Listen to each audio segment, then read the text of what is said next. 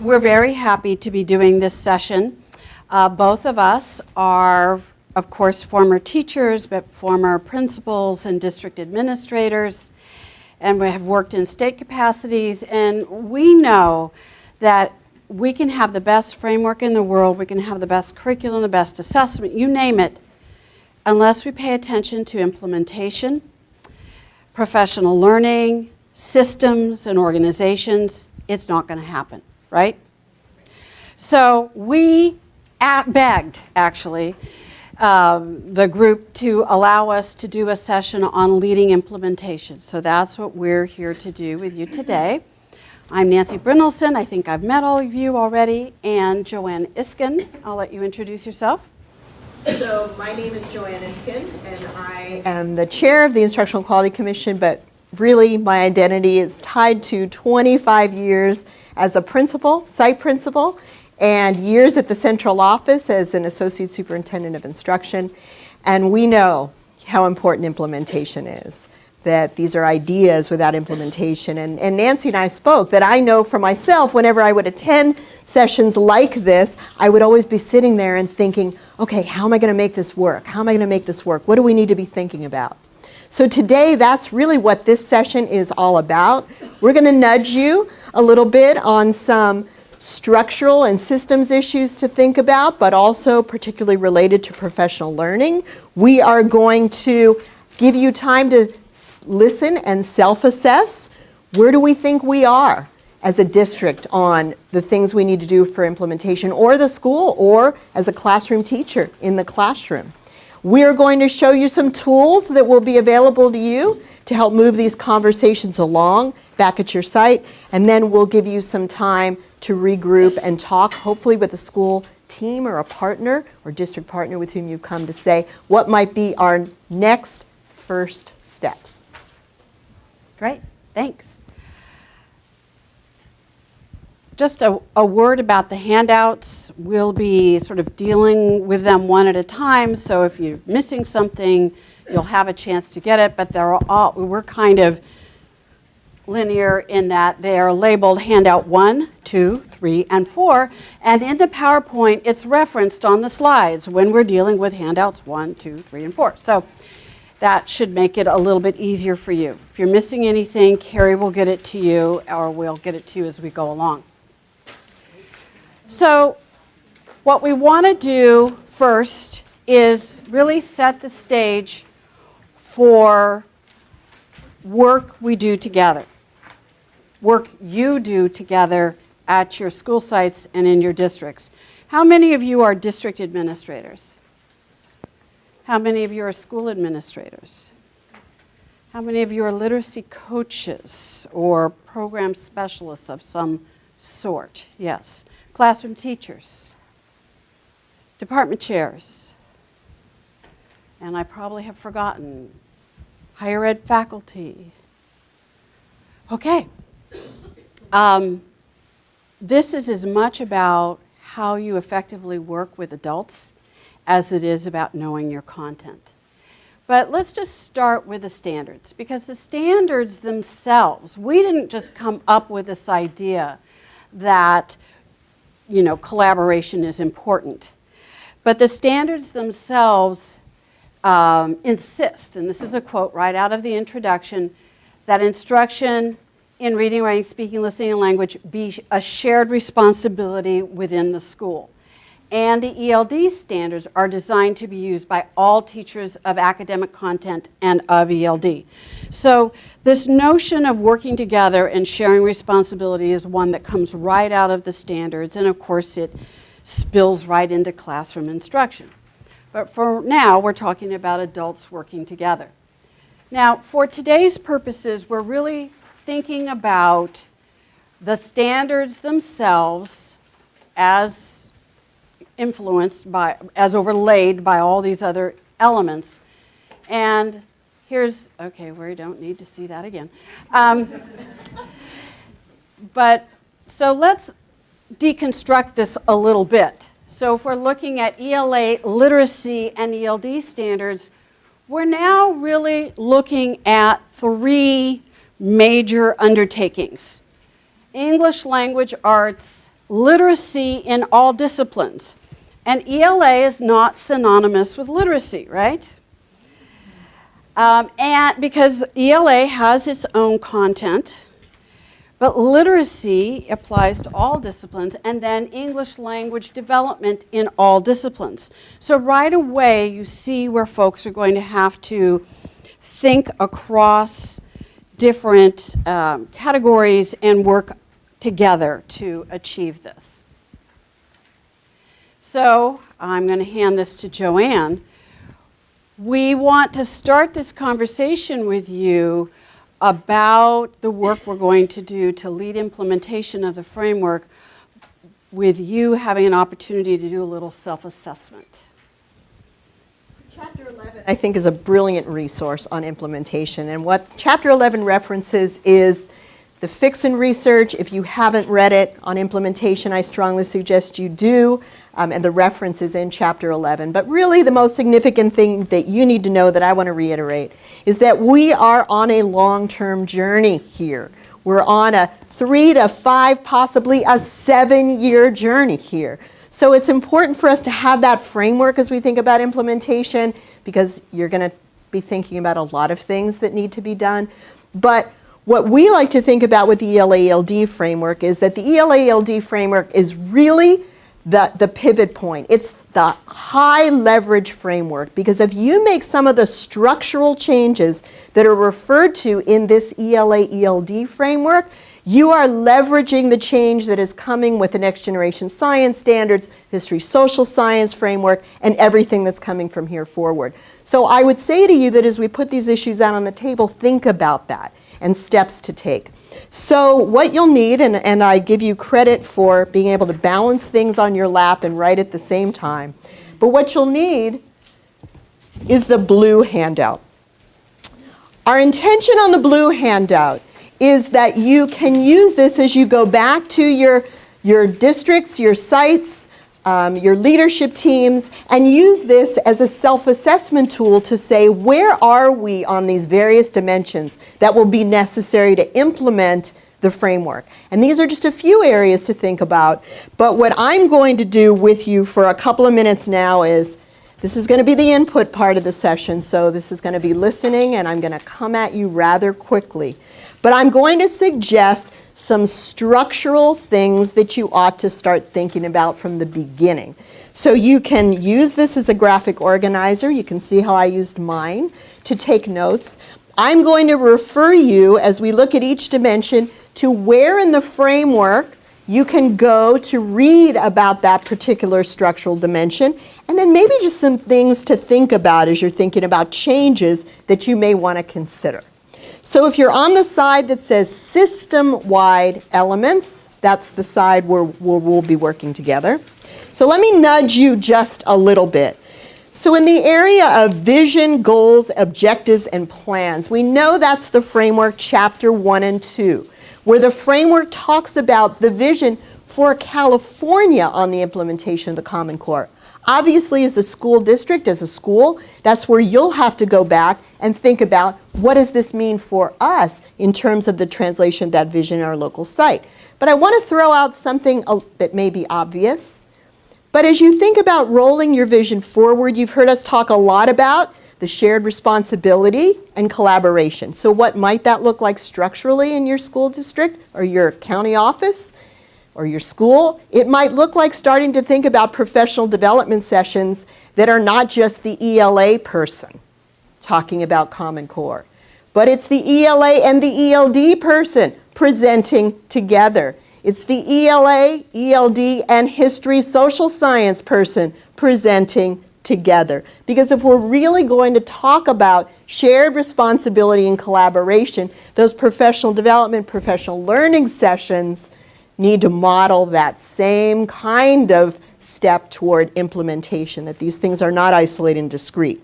If you look at instructional materials, I'll send you to chapter 12. You should definitely look at chapter 12 because it will describe the instructional materials that will be coming forward for adoption. So what are some issues you need to think about? What have we done with instructional materials? Are we using units of instruction? Are we creating them? Are we pulling them off the internet, like Engage New York? Are we looking at adopting a textbook or instructional materials? So what should you be thinking about in that regard? How does that line up with the framework? So what I can tell you is the publisher materials that are out now are not framework aligned. But the ones that will be coming forward in the spring are written to the California framework. They are being designed, they are being written. I can tell you they will come forward. They will include that designated time, designated ELD, integrated ELD, literacy across content areas. So it's coming, but you need to think about as a district or a school, what are we going to do with instructional materials? And look at those instructional materials, because for secondary, there is a program design for long-term English learners, grades 4 through 8, so be aware of that and read the description. Assessment systems. Obviously, that's Chapter 8. There's a session coming on assessment in the next hour. But what do you need to think about? You need to think about what are the assessments that we currently have in our school and our school district. And how are we going to possibly rethink those in light of what's in Chapter 8? And I would encourage you to come to get more information about that. But also, what systems are we putting in place to progress monitor for our English learners beyond just the CELT once a year? Because progress monitoring becomes increasingly important and very important as you're looking at what do you need to do in the designated ELD time, and how are you following that up in the integrated ELD time, and is it working? So, assessment. So think about calendars and schedules. That is Chapter 11, obviously, but I want to put that calendar and schedule issue up front. And I want to say, first of all, just to clarify, if you've heard that there are no minutes in the framework, I need to reinforce that. There are no prescribed minutes in the framework. Not for language arts, and not for ELD. So it now falls to you as a school district and a school to think about what do our students need and how will we use that time. And the reason there were no minutes in the framework was that we wanted to be sure that all students had access to a balanced curriculum. So that's something else to think about structurally. How might schedules change? What does that mean in terms of collaboration if you have an ELD pull-out teacher or support teacher? So think about that in terms of schedules. Think about things in terms of schedules for if we talk about shared responsibility and collaboration, how do you make time for collaboration? So whether that's collaborative lesson planning or collaborative time to look at student work, that'll be very, very important. And as you're looking at a middle school or a high school, and you're thinking about a master schedule, and you're thinking about planning periods, who has common planning time? If you want cross-disciplinary collaboration, if you want the ELD teacher collaborating with the social science teacher, how do you look at the planning periods? And do you think about those differently? And how do you use the school calendar so there's time for collaboration? So think about calendar issues. Intervention and support, that's Chapter 9. I would encourage you to read Chapter 9 as we move from RTI to MTSS, multi-tiered systems of support. What does that mean? How is that more comprehensive? And how might that push you to think about your support systems, as well as how are you grouping students for ELD? How are you grouping them for their designated time, and how is that moving to a more collaborative model? As you look at leadership and staffing, again, that's Chapter 11, specifically Figure 11.8, because that pushes some ideas of how you can use staff to open up spaces for collaboration. So I send you particularly to Figure 11.8. Time, space, and technology, that's Chapter 10 and Chapter 11. Obviously, we're pushing the envelope on the integration of technology, so go into the framework to think about that. Professional learning, Chapter 11 is a master work on models of professional learning, some of which we'll get into with you today on ways of thinking about delivering professional learning. But time for things like lesson study, looking at student work beyond just the professional development itself. Data systems, Obviously, it's looking at tracking progress over time. So we're saying now that we're rethinking assessment, what kinds of information are we putting in the data system? And how are we using that to inform decisions that we're making? It may be different than the traditional benchmark with a number that's going into the system. Things to think about. And last but not least, it's on there, resources. That one is particularly important because people keep saying, and how do we fund this? And so I'm going to say to you, LCAP. That you are now at the point in the school year where you're going to revisit that LCAP. And you're going to, now you've had a year of experience, what is this and how do we write it? So now you know. So now there's an opportunity to say, how do we leverage the resources that we have as we're writing our LCAP to provide resources, funds, time, to offer things like instructional time, staffing, collaboration, all the things that we need to make that work. Is data systems in Chapter 11 too? Data systems, you may want to look at Chapter 8 on assessment to inform the kinds of things that you ought to be thinking about.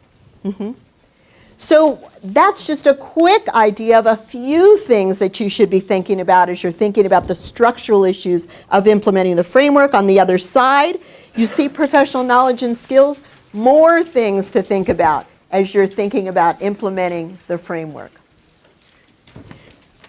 So there's the beginning. It would, you need a minute, right?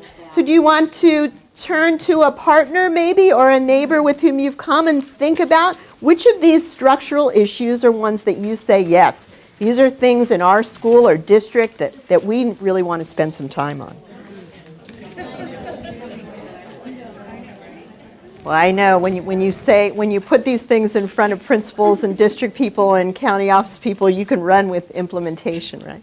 So did anybody have any ahas or any realizations or any thoughts that came together for them? Because on implementation, anything that you're thinking about, you know someone else is thinking about. Yes? Just like you said, you can really put it in line with your LCAP.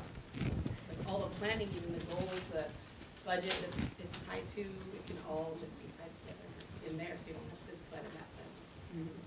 WASP plan. Talk about integration. There's a person who carries her LCAP with her. Hold up your, has it with her. But really, that's the way it should be, right? These things should integrate. Any other thoughts that you'd like to share? Okay, we are moving on.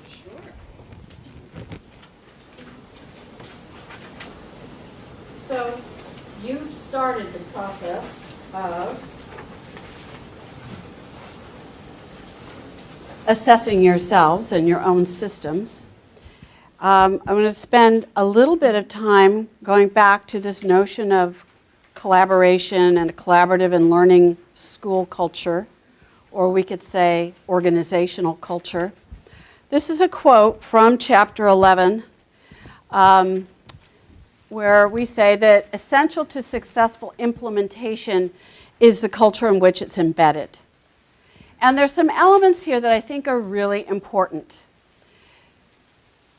In that our position is that the kind of culture that's designed or that's facilitated, enhanced, grown, however you would term that, will really be important in terms of allowing certain things to occur. Establishing common interest. Professionals need to be truly interested in doing this work. For school goals, enthusiasm, creating enthusiasm. You know, I've talked to people, I've been in the business a long time, I don't want to tell you how many, I haven't hit year 40 yet, but I'm almost there. Okay, and I've had friends who said, oh, I'm so glad I retired before Common Core. I'm like, why? Aren't you happy? I'm thrilled, these standards are better. Why wouldn't you want to be in on like better standards? And they're like, I'm just too tired, I can't do it.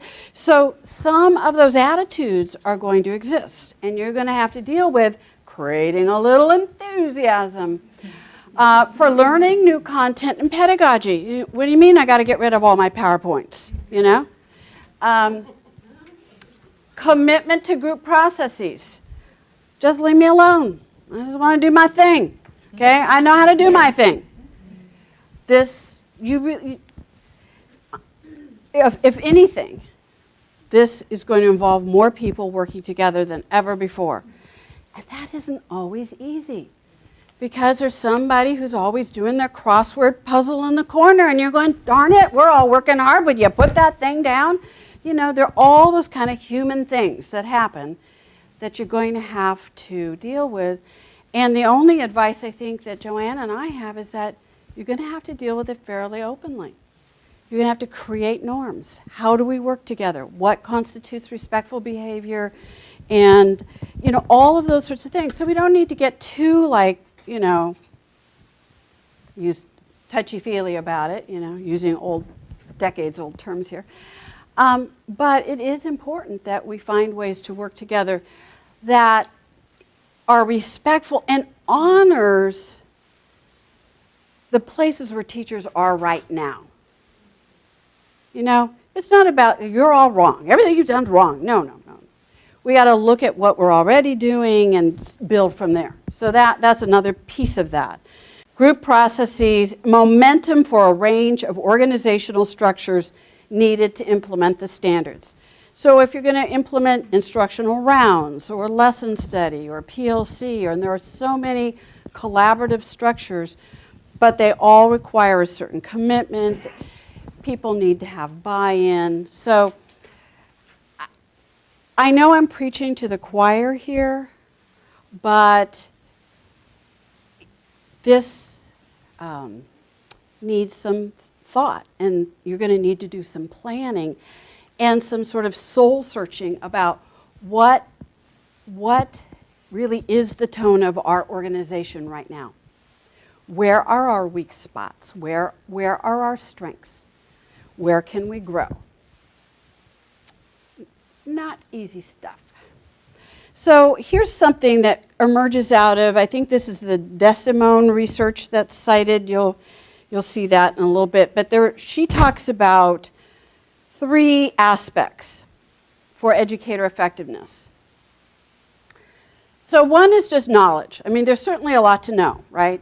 In terms of all of the content. You know, I think a lot of teachers are feeling like the ELD standards present a heavy lift for some of them in terms of what they know about language structures and all of that linguistic background. And so there's your knowledge. Disciplinary literacy, there's a lot to know about. But then it doesn't really matter what you know if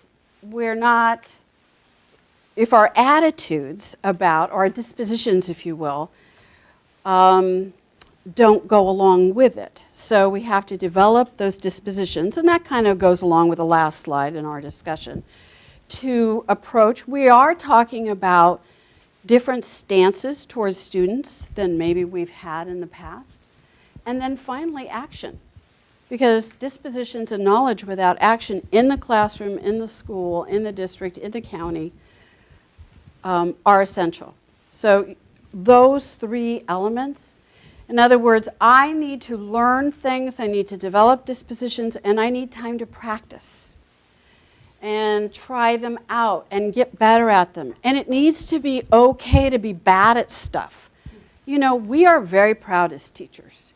We do not want to admit that we haven't read that article, that we don't know something, and that we tried it and oh my God, I stunk at it. You know, we think we should be terrific from the beginning.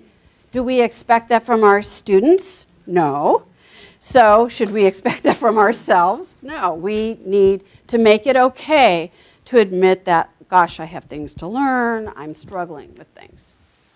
So we have some items in handout number 2, which is what color? Someone help me. So, salmon, thank you. So here is what we're going to need you to do. If in a perfect world, you'd all have little round tables, right? We'd like you to work in groups of 3 if you can.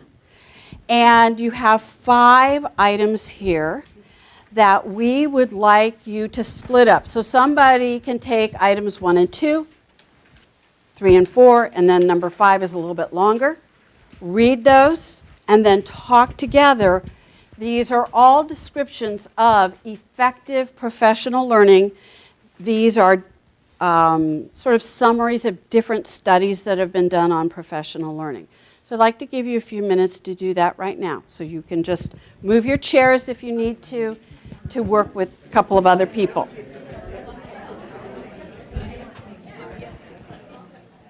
So in these instructions, we asked you to identify 3 or 4 common themes that your group thought were compelling.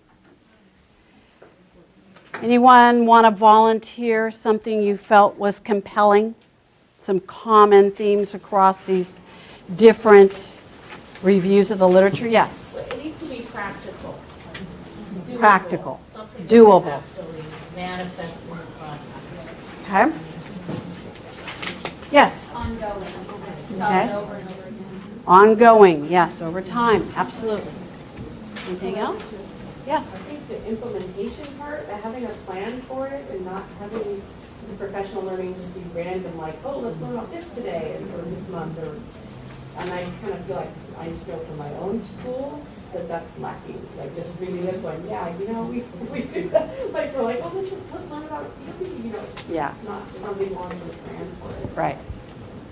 Good. Yes. We need to change the focus here of the active learning, to drive that active learning, changing the culture, even of the staffing, so that we empower our teachers and our staff to show what it looks like. Because a lot of times we're doing a lot of talking, we're not paying attention to the voices of success. Right. Absolutely. So there are many themes here that cut across. And in the session we did in San Diego, some people said, well, you know, why, you know, this one mentions this one and it's also mentioned here, and, you know, this one was only about English learners. The point here is that professional learning has been studied for quite a while, and some of the same things keep popping up about it needs to focus on something that teachers value, that's practical, that's content, it's active, you know, and that's going to be practiced in the classroom, etc. Planning is a huge issue here. I think you've seen that in terms of planning for instruction, but also planning for professional learning. You're going to really have to backwards map what you're going to do in your professional learning programs. So to close this out, I want to leave you with this quote on this topic from the framework. And I think the part in bold is the most important. Ultimately, effective professional learning should mirror effective classroom instruction. We are challenging our students intellectually. We need to challenge our teachers intellectually. They need to be invited and encouraged to see themselves as intellectuals who are in a profession with power and authority to make decisions for children, students, young people. And so that might be a bit of a shift over the last few years.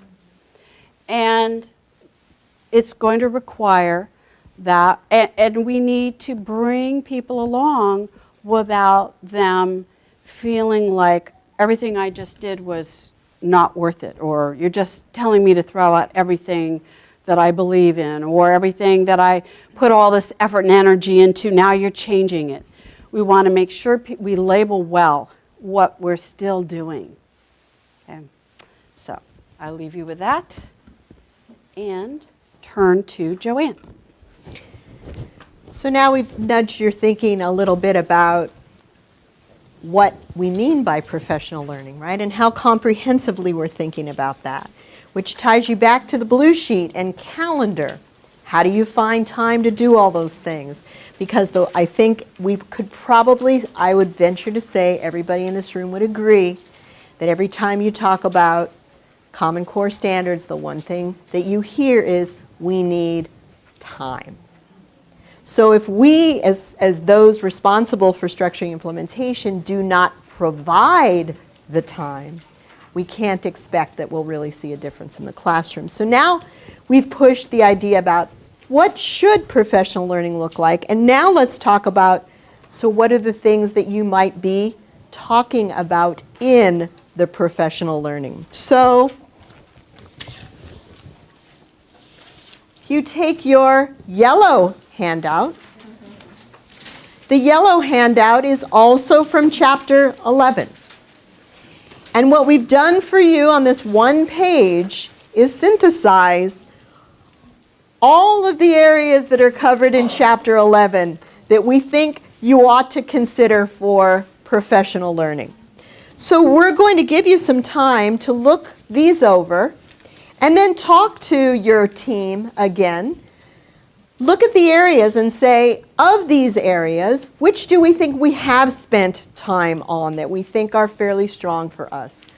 And which are the areas that you may need to spend more time on, that you may want to go back and say, this could be an area or some areas of focus for us for next steps. So we'll give you time to do some reading and talking.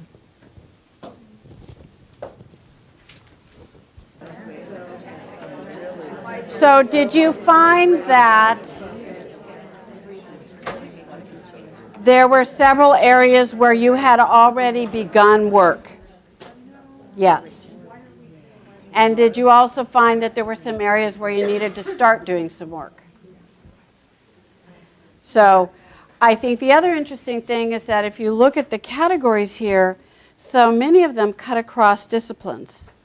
So the piece on 21st century learning, that's not just DLA and ELD, that's other subjects as well. So again, we're trying to give you tools to take back to use in planning your professional learning. In chapter 11, we talk a lot about collaboration and collaborative structures. We talk about communities of practice sort of in the lowercase generic sense, because as you know, there are lots of different communities of practice. I've mentioned a few already. There are PLCs in the formal do-for model. There are instructional rounds. There are lots of different ways for people to work together, and probably you're going to use some combination of those.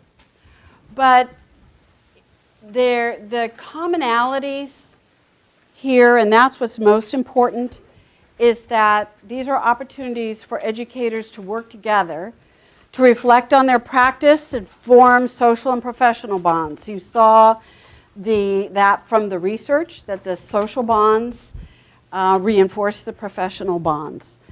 And develop shared understandings. You know, that can often be what I think I've been doing as formative assessment may not be what Robert thinks is formative assessment. And so we need to come together and get down to business and really say, well, is this it? No, is that it? You know, come up with that. Collaborate on problems of practice using evidence. So it just didn't go well. Well, what do you mean? Based on what? Why? Such as student work and assessment data. Just because we're focusing on formative assessment does not mean we won't have student work to look at and data, right? And go to Robert's session and learn more about that. So we haven't moved away from this notion of looking at student data. How do you help teachers view their teaching from a critical stance?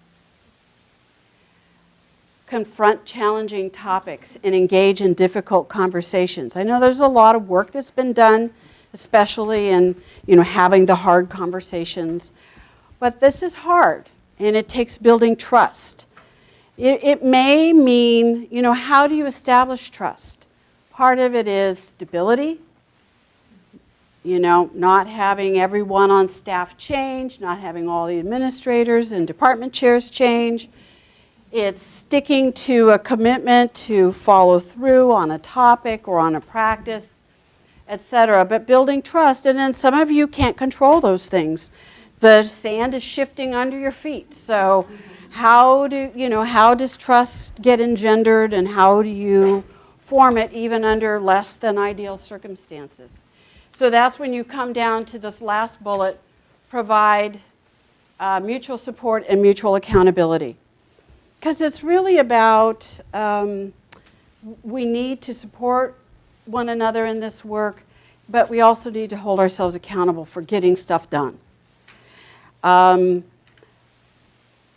lot of folks, when they started implementing the Common Core, and I think Bill Honig kind of touched on this at the beginning, oh, let's go plan an inquiry project-based unit, and we're all off. Well, hey, they need to fit together. And not everything is taught in a project-based unit. And, all that has to be thought through. You kind of have to plan the whole year and all the grades and all the disciplines. So that's a heavy lift. It's a heavy lift. Learn to deal constructively with conflict. There will be conflict. I'd rather, I've had the blessing of working with some people who were quick to tell me their views, either of me or whatever I was doing. And I used to say, underneath what seemed like hurtful kind of confrontation or whatever, there's a kernel of truth there that I need to listen to. Okay, so if I can get past the fact that my feelings are hurt and engage that more constructively, that's what we do with parents who are coming in and they're upset with the teacher, et cetera, or with two teachers who are upset with each other. Or, in other words, what do we need to deal with, and what's the other, it's sort of like how do we smooth out our ways of interacting with each other. But dealing with conflict, it's going to happen. And focusing on their improvement to achieve student improvement, so keeping students at the fore. So these are just some things to keep in mind as you think about your actual structures, professional structures. There's another section in Chapter 11 that called Program Supports that I'll just mention here. And because it goes into the mix in terms of planning how time is used and resources are used, specialists and other staff, you may have reading specialists, language development specialists, teacher librarians. That's your second bullet. And all of your special education, teachers and specialists, behavior specialists, you name it. So how all those people work together, are they co-teaching? Are they working alone? All those decisions. Expanded learning programs, i.e. before and after school. All that extended time. How is that going to fit together? Parents and families and partnerships. And I'll tell you something that nobody's asked today, probably several things, but one is the issue of double blocking in middle school and high school came up many times in our deliberations about the framework. And the framework committee was pretty clear that they were not encouraging it. Now that doesn't mean we're not meeting students' needs, but the folks who are saying where students lose, they lose history, social science, science, physical education, visual and performing arts, world languages. So how do we look at meeting students' needs without just going to everything is a double block, or it's a triple block, or it's whatever. Maybe it is an extended learning day. So there are very hard decisions to make here. Yes? For the elementary folks, double blocking? Like 2 periods of ELA. So, or a period of ELA and then another one that is the remedial, quote unquote, period. Or in some cases, 3 periods. That's why there are no minutes in the framework. That's why we don't say it's 180, it's this or that. And folks in the back asked me about that. At the end, I want to ask you to, pose that to the whole group because I think they might be interested. So there are some sections in this chapter that you may want to look at relative to program supports. They are part of what's on that blue sheet that Joanne went over with you. Okay?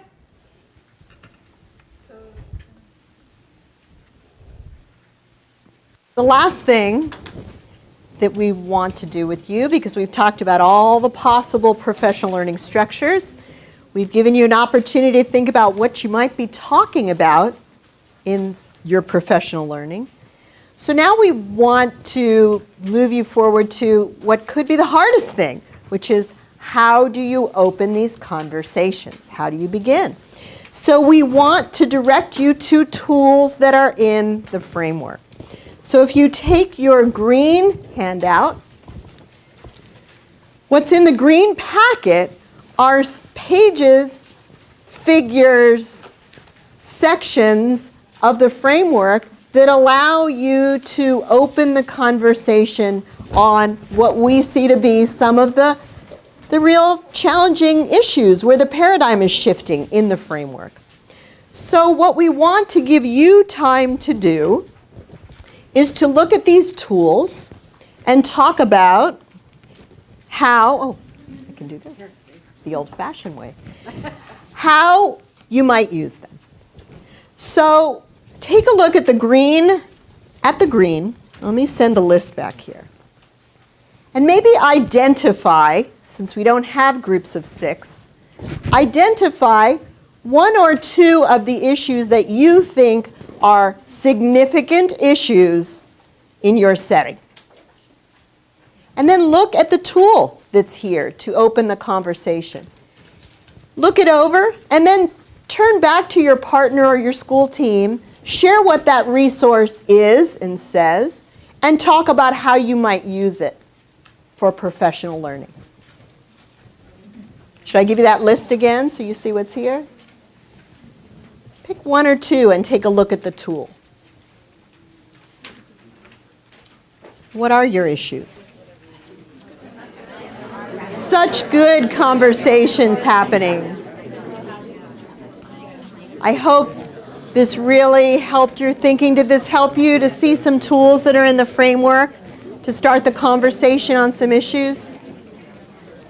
Yeah, we definitely know that there are probably 10 more we could have added to this list, but these seem to be the ones. And again, as we said, if you address these in the ELA-ELD cycle, you'll have also addressed them for science, social science, and everything that comes after.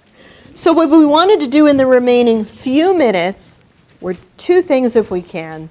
1, allow time for questions that you may have that hopefully Nancy and I can answer, and if not, we'll refer you to possible sources. And then for the last at least 2 minutes, give you a chance to get back with your team and say, what do we really need to remember as we go back on implementation? So questions that you may want to ask or that came up for you? Anyone?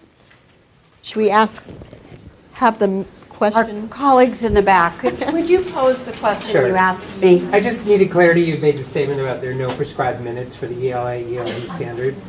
I was under the assumption that there were 30 minutes required by CDE for ELD instruction, but apparently not. And there never was, apparently. It was a rule of thumb that was used in doing compliance reviews. And when this question was posed in San Diego, I think it was Elena who answered it by saying, think of it not so much as a number of minutes, but being prepared to answer the questions about who are your English learners? What is their level of proficiency? What are you doing with them in the curriculum? How are they receiving designated ELD? What progress are they making? How do you know? So it's really not about so many minutes. It's about the bottom line. What are we really doing? And what are we really accomplishing? And how is that helping students move forward in all their content areas? So it's just not quite as tidy of an answer. but I think it's more meaningful if we look at it in that way. So that was the answer from the Title III Accountability Office. that if you weren't able to answer those questions that I just posed, Right. then you're probably going to have a compliance issue. Yes. Yes. This also might not be tidy. Nothing is. Do you know how reclassification is going to change? Both in the future with the new standards and also currently how people are approaching it in the interim without CSP? Do you want to answer that, I Robert? know exactly how it's going.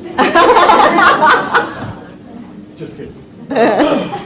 Basically, there's a large rethinking going on in light of the new standards, and California is part of a national conversation around moving towards more common thinking in the processes and tools and procedures for defining who's ready to exit, who is an English learner, who gets classified as English learner. And part of the discussion, nothing's been decided yet, but it's very clear that what replaces the self is going to be much more rigorous and much more reflective of the kinds of language demands that you need to engage in the disciplinary practices that you see in the world. The other thing is I think there's a discussion about what role does academic achievement criteria play? Because there are many students who are not ELs who don't meet those academic achievement criteria. Should we be keeping kids EL for not meeting that? So there's a real focus on what are the language uses, and I think that's where the conversation is going. But I think the main thing is if you focus on implementing Common Core and paying attention to the framework, you will be aligning with where the notions of reclassification are going. Reclassification is not the whole story, it's not the end of the story. So I think that's the broad view. Other questions?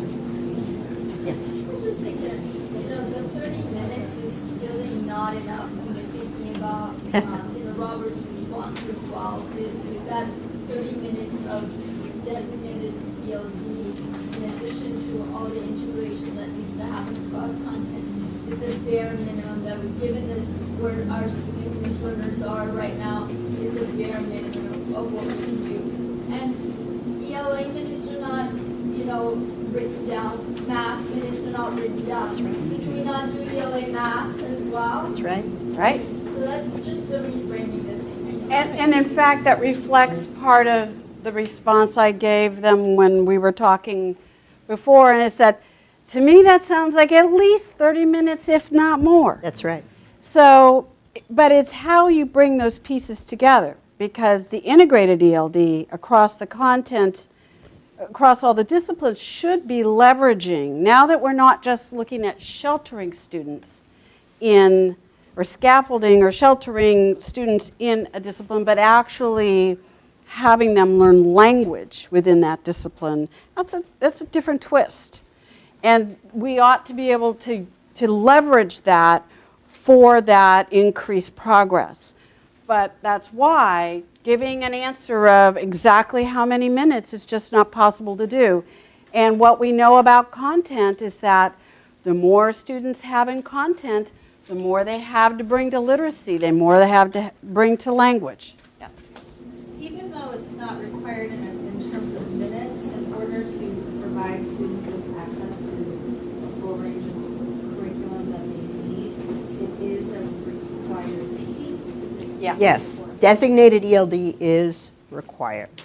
And in fact, the phrase that's used, and there was a session on this, is both and. So there's no minutes, but it is required. Correct.